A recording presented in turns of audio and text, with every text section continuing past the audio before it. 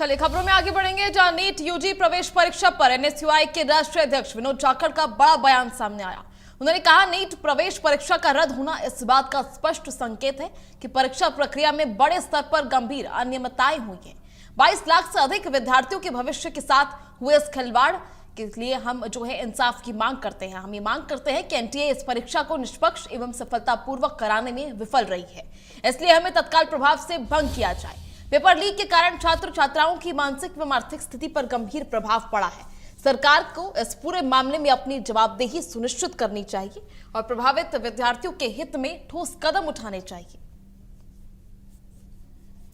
Sir, मैं आज उन 22 लाख नीट के विद्यार्थियों की बात करने आया हूं, जिन्होंने सालों मेहनत करके लाखों रुपए लगा के अपने सपनों को दांव पे लगाया और बदले में अगर उनको मिला तो सिर्फ धोखा।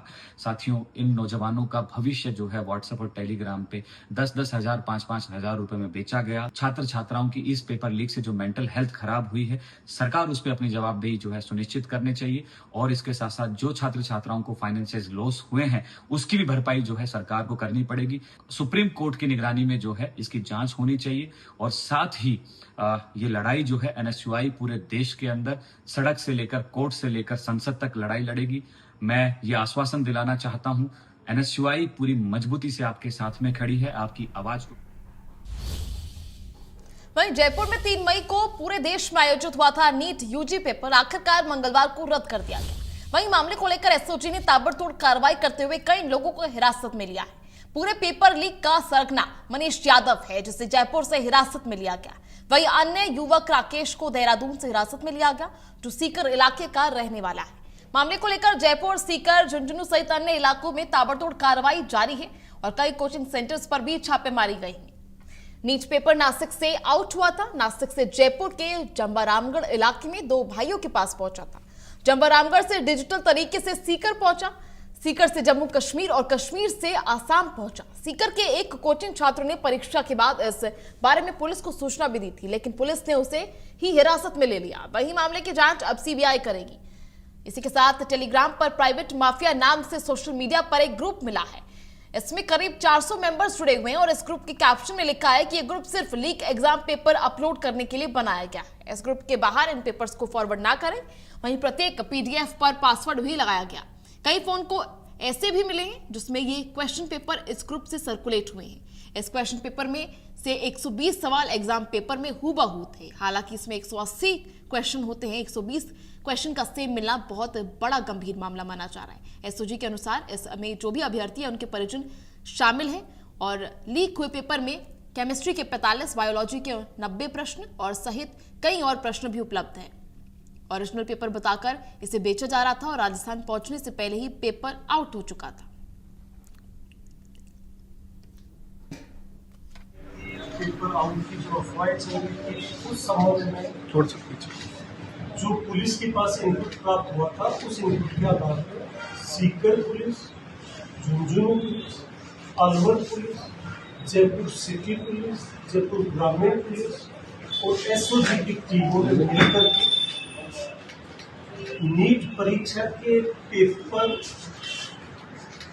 के आउट होने के सिलसिले में उन तमाम संदिग्ध व्यक्ति जो है उन व्यक्तियों से भी सीबीआई की टीम ने पूछताछ शुरू करी है।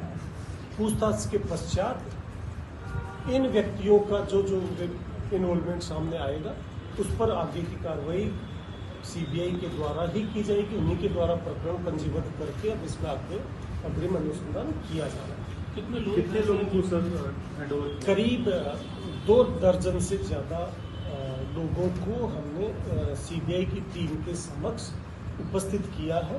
नीट परीक्षा पेपर लीक मामले में एक के बाद एक खुलासे हो रहे हैं। सबसे बड़ा खुलासा ये हुआ है कि नासिक इलाके से जो पेपर है वो वायरल हुआ था। नासिक के बाद जंबारामगढ़ इलाके में 2 भाइयों के पास ये पेपर पहुंचा और उसके बाद सीकर होता हुआ देश के अलग अलग इलाकों में ये पूरा पेपर है वो पहुंचा है। तकरीबन 1 करोड़ रुपए से ज्यादा की जो डील है वो पूरे मामले को लेकर हुई है। बहरहाल पूरे मामले को लेकर तकरीबन 2 दर्जन के करीब आरोपियों को हिरासत में लिया गया है।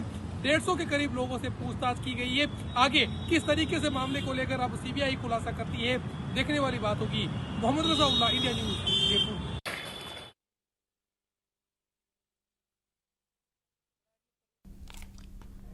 तो आपने देखा किस तरह मामले को लेकर इंडिया न्यूज का बड़ा खुलासा भी सामने आया था, जहां नीट यूजी पेपर लीक को लेकर ये बड़ा एक्शन जो है लिया गया था एनटी के द्वारा, जहां पेपर को फिलहाल रद्द कर दिया गया।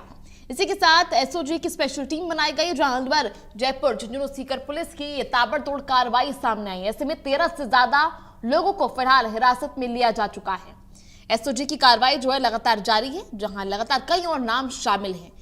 ये पेपर जो है काफी लंबे रूट से सर्कुलेट होकर आया है, लगातार कई प्रदेशों में इसका सर्कुलेशन रहा है। इसको लेकर टेलीग्राम पर एक ग्रुप भी बनाया गया था। इस ग्रुप में साफ लिखा था कैप्शन में कि ये ग्रुप सिर्फ ऐसे लीक्ड एग्जाम पेपर्स को ही सर्कुलेट करता है और इस ग्रुप से बाहर इस पेपर को सर्कुलेट ना करें। ऐसे में 22 लाख से ज्यादा अभ्यर्थी जो इस पेपर में बैठे थे, जिनके भविष्य को लेकर ही बड़ा सवाल खड़ा होता है।